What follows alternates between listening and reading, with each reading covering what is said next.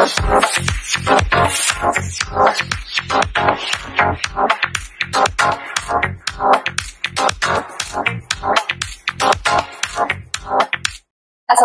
warahmatullahi wabarakatuh. Waalaikumsalam warahmatullahi wabarakatuh. Hai guys, kembali lagi di channel Si Aba. Sebelumnya, perkenalkan nama saya Zahrani Fadila Restiwi, mahasiswi semester 3 dari Prodi Manajemen Fakultas Ekonomi dan Bisnis. Dan di sini saya bersama dosen mata kuliah Aspek Hukum dan Islam, yaitu yang bernama Abah Abdullah Sani, SH, MSI, dan juga bersama dua rekan saya yang bernama Perkenalkan, nama saya Yuni Sudepa Surestia. Saya dari Prodi Manajemen semester 3 Fakultas Ekonomi dan Bisnis. Perkenalkan, nama saya Gita Mudani dari Fakultas Ekonomi dan Bisnis, Prodi Manajemen semester 3. Nah, di video kali ini kita ingin membahas topik tentang hukum Islam dan hukum nasional nih. Oke, untuk mempersingkat waktu, kita langsung ke pertanyaan yang pertama aja ya guys. Jadi, bagaimana sih Abah hubungan antara ekonomi Islam dan hukum nasional di Indonesia? Ya. Sekarang ini sekali alat teknologi yang menelusuri dari berbagai sumber cari informasi tentang masalah yang kalau dulu itu kita sebelum menggunakan internet mencari informasi itu pastinya harus melalui buku ataupun kita sekarang narasumber itu diletakkan dari aplikasi sendiri kepada yang dipakai dan jadi masing-masing coba jadi kita bisa langsung menelusuri coba cari di situ sumber-sumber hukum nasional Indonesia. Jadi hukum-hukum yang berlaku di Indonesia itu sumbernya dari mana?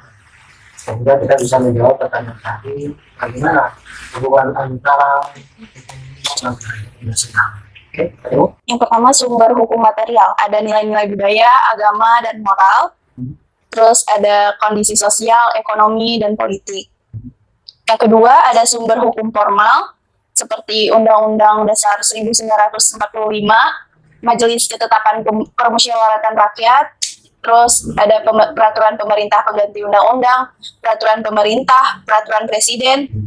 Sumber hukum itu memang ada yang material dan ada yang formal. Kalau sumber hukum material artinya kita tuh punya hukum, sistem hukum itu berlaku dan bisa diambilnya dari sejarah. Ya. Yang pertama diambilnya tentu dari hukum peninggalan Belanda.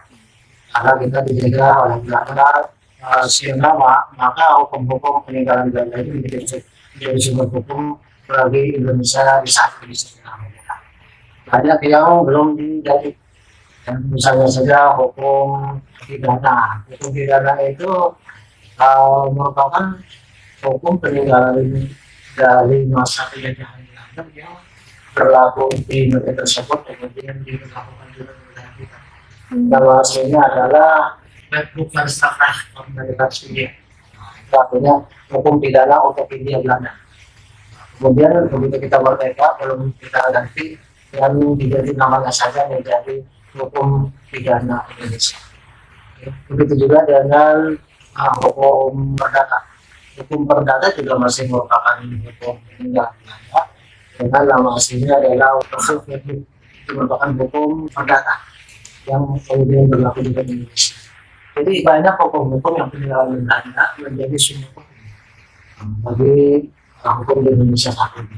Selain hukum Belanda, kita juga karena kita ini mayoritas umat yang beragama Islam, maka banyak juga sumber-sumber hukum yang berasaskan Islam menjadi sumber hukum di Indonesia dan itu berlaku misalnya pada itu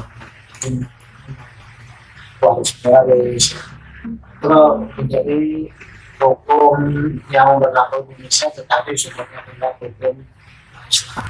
Kemudian ada juga hukum yang berlaku di Indonesia itu sumbernya adalah hukum adat. Jadi hukum yang berlaku di kelompok-kelompok adat masyarakat tertentu kemudian ditarik menjadi hukum nasional. Nanti kalau kita bertanya apa hubungannya antara hukum Islam dengan hukum nasional, maka jawabannya adalah salah satu sumber hukum nasional adalah hukum Islam di samping hukum Belanda dan hukum Belanda. Itu secara catatan. Tadi Indonesia menunjukkan ada hukum formil. Kalau hukum formil itu adalah hukum positif yang berlaku di Indonesia saat ini. Yang pertama pada puncaknya adalah Undang-Undang Dasar 1945. Ya. Kemudian di bawahnya ada undang-undang. Itu kalau disebutkan ada TAP MPR berarti tidak tak lama. Karena sekarang TAP MPR tidak menjadi salah satu hukum, tetapi urutan kedua tingkatan hukum di Indonesia yang kedua adalah undang-undang. Lalu yang ketiga adalah peraturan pemerintah pengganti undang-undang atau hukum, di mana dia punya peraturan itu levelnya adalah level undang-undang. Tapi kan kita tahu karena undang-undang itu yang pembuatannya memakan waktu yang lama dan prosesnya.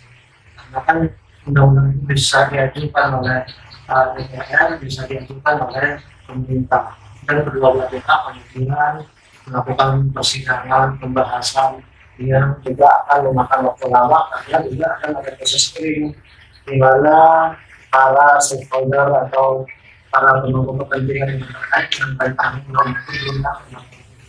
Sehingga kadang-kadang pembuatan undang-undang itu bisa mempunyai lebih dari 1 tahun, tergantung alat atau tidaknya, banyak atau tidaknya pihak-pihak yang terkait dengan peraturan tersebut. Karena mengingat waktu pembahasan ini cukup lama, sementara kadang-kadang dalam undang-undang di dalam pendidikan itu seringkali muncul kondisi-kondisi darurat, kondisi-kondisi emergensi. Dalam Undang-Undang Dasar 45 disebutkan hal ihwal kegentingan yang memaksa. Nah, dalam kondisi tersebut, Presiden bisa mengumumkan peraturan pemerintah mengganti undang-undang. Levelnya itu sama dengan undang-undang, tapi dia sebenarnya adalah peraturan pemerintah.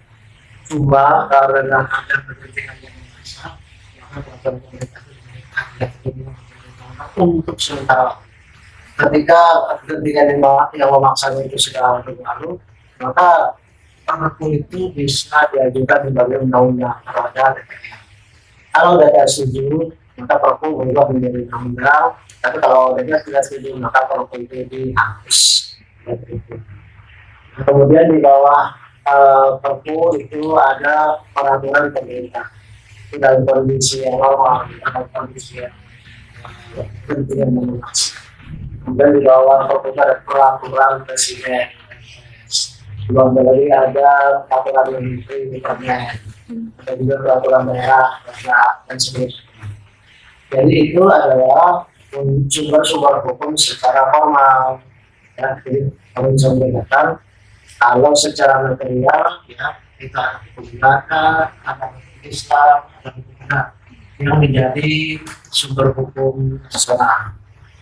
Sedangkan secara formal itu ada leveling atau pertingkatan hukum mulai dari Undang-Undang Dasar 45 sampai kepada peraturan-peraturan di bawahnya yang demikian. Oke, izin bertanya, Abah. Di sini aku mau nanya, menurut pandangan Abah nih ya, apakah pengaruh budaya Barat terhadap perkembangan ekonomi dan teknologi di negara-negara Islam seperti Iran, Arab Saudi, dan Qatar? Itu Indonesia kan? Perlu dicatat bahwa Indonesia bukan negara Islam. Karena kita tidak mendeklarasikan negara kita sebagai negara Islam, tapi berdasarkan Pancasila. Beda dengan katakanlah Iran. Iran jelas-jelas mengakui sebagai Republik Islam Iran.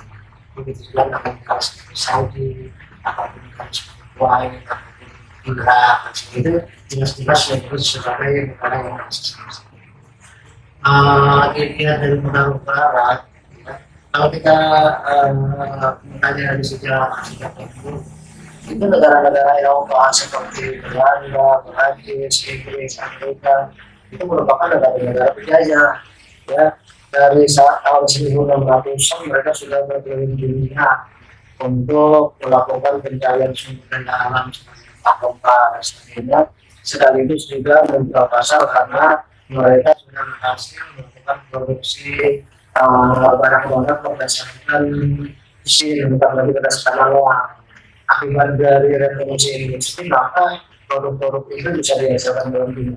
tentang pasar, mau dijual kemana ini, gitu kan?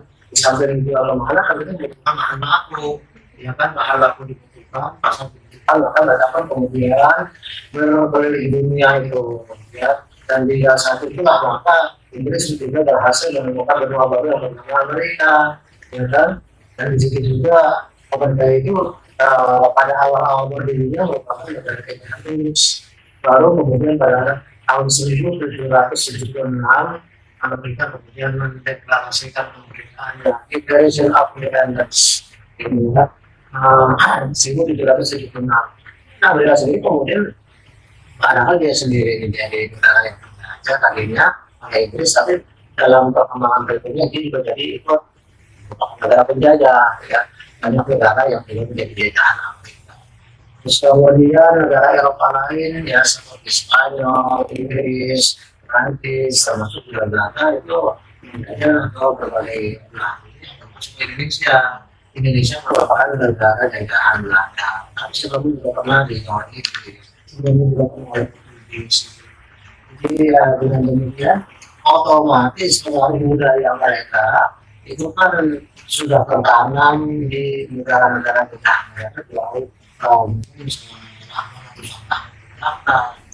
ya akibatnya kemudian itu juga ikut mempengaruhi pola hidup, pola berpikir ya dari masyarakat yang dijajahnya, kan?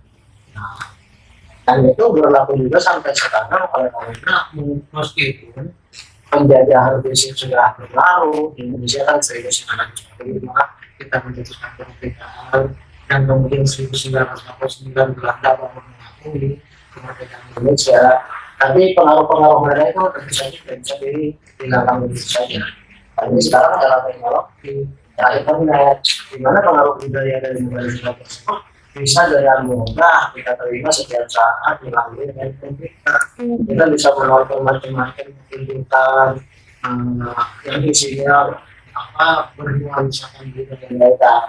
Misalnya apa, kebebasan berpikir yang bebas, kebebasan mengungkapkan pendapat, itu jelas mempengaruhi kita sehingga di masyarakat Indonesia termasuk juga negara-negara yang lain itu budaya jadi agak rata-rata.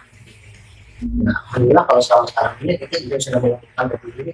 Contohnya kamu semua ini kan muslimah sudah mulai berjilbab semua. Ya. Itu kan tanda makanya sudah melakukan begitu sudah dipaksa. Yang meskipun kita tetap nonton di YouTube, nonton di Facebook dan sebagainya, dari medsos, tapi kita punya kepribadian sendiri. Yang penting meskipun keapaan budaya yang ada sih, ada perasaan, ada media sosial, tapi terus saya cerdas dia nggak mau lakukan. Saya ditanyakan bagaimana menjadi diri bangsa Indonesia. Jadi diri bangsa Indonesia sesuai dengan Pancasila, jadi kita ini dalam bersejarah berperilaku kita mau mengikuti cara-cara Islam yang berbeda juga. Kalau ini agak ini masih bertentangan karena makin kemarin karena akibat dari budaya globalisasi yang dirasakan oleh budaya jadi kebablasan dalam berbicara ini ada fitnah, ada jalan kebencian, ada bully, ada caci maki. Nah itu dalam hal ini kita masih belum menemukan format yang pas sehingga kita seolah-olah dengan adanya media sosial bisa mengeluarkan pendapat secara seenak sendiri. Sudah ada undang-undang kita ini, tapi kelihatannya masih belum dipahami karena ada peningkatan itu. Terus persatuan itu otomatis di situ jadi rinci, jadi rentan, namun kita itu gampang dihasut oleh medsos, akibatnya ada kemungkinan kita tuh akan saling kita kasus yang lain. Kesimpulannya, infiltrasi budaya dari berbagai macam negara itu pasti sangat dimaksudkan. Kita sekarang ada di media, ada di dunia yang terbuka, dunia yang begitu mudah kita mendapatkan informasi. Tapi percayalah ketika kita sudah mulai memperkuat jati diri bangsa kita sebagai Pancasila, sebagai Pancasilais yang ini Pancasila sendiri. Ya itulah akibat budaya. Masih ada lagi? Bagaimana teknologi digital mengubah cara kita memahami dan mempraktikkan Islam. Oke, itu bagus sekali pertanyaan. Artinya ketika kita sudah menguasai teknologi informasi, ini kita sudah tahu menggunakan media sosial maupun AI yang ada seperti ChatGPT tadi. Itu tentunya akan mempermudah kita untuk menggali informasi terkait dengan bagaimana kita bisa menambah wawasan kita, ya kan? Misalnya, kalau kesulitan untuk mencari informasi tentang apa, kayak tadi itu sumber hukum nasional Indonesia, tinggal tanya ChatGPT. Ya, lalu ini kalau saya agama, bagaimana sih tata cara soal misalnya agama dan kosong, ya kan? Kamu belum tahu apa itu agama dan kosong, ya tanya ChatGPT apa itu soal agama, kenapa digunakan, apa hukumnya, begitu soal kosong.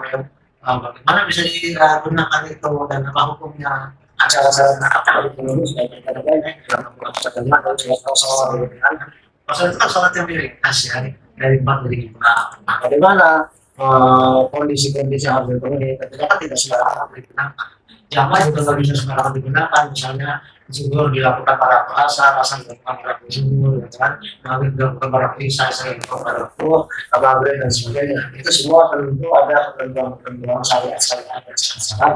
Nah, kalau sekarang ini dengan adanya AI, macam-macam media yang bisa kita gunakan sebagai sumber, insya Allah sebenarnya itu bisa menambah wawasan kita sehingga apa kita punya ibadah jadi nggak salah-salah. Jadi tentunya di samping hal-hal yang positif juga akan ada potensi-potensi yang ada tergantung AI-nya. Facebook bisa positif, bisa negatif, tergantung mau pakai apa. Mau pakai buat dari kembali supaya mungkin bisa, dari ke korban penipuan juga bisa kalau kita mau pakai itu. Kita mau dagang bisa, tapi juga kita mau apa namanya membohongi orang bisa, macam-macam tergantung penggunaan. Istilahnya itu apa namanya email behind data, artinya tidak bisa ditalaksinya. Jadi secara itu tergantung siapa yang pakai, ya kan? Jadi dalam kaitannya dengan meningkatkan ibadah kita sebagai manusia, dia bisa kepada adik-adik yang sekarang. Baik, saya kira harus ada terlalu banyak ya. Mungkin ada hikmah-hikmah yang bisa kita ambil dari kata-kata ini. Dan kalau ada yang mungkin salah ya bisa nanti tolong ditulis di kolom komentar, wah kalau itu salah begini gitu. Salah kita saling diskusi, saling mengingatkan. Bisa itu. Kesimpulannya yang bisa diambil dari diskusi kali ini adalah menunjukkan bahwa Islam terus berinteraksi dengan dinamika dunia modern. Tentunya juga memiliki pemahaman tentang pada bagaimana memandang nilai-nilai Islam sesuai dengan relevan yang terus dengan perkembangan zaman. Pada sini juga membutuhkan pemahaman yang mendalam mengenai Islam, budaya dan teknologi. Terus juga harus berdiskusi juga langsung dengan para sumber, pada akademisi, ulama, dan masyarakat sekalipun. Sekian dulu untuk diskusi kita hari ini. Kalau bertanya maaf, semoga ini tidak dapat dengan ini bermanfaat untuk kita semua. Amin. Nah, ini Assalamualaikum warahmatullahi wabarakatuh.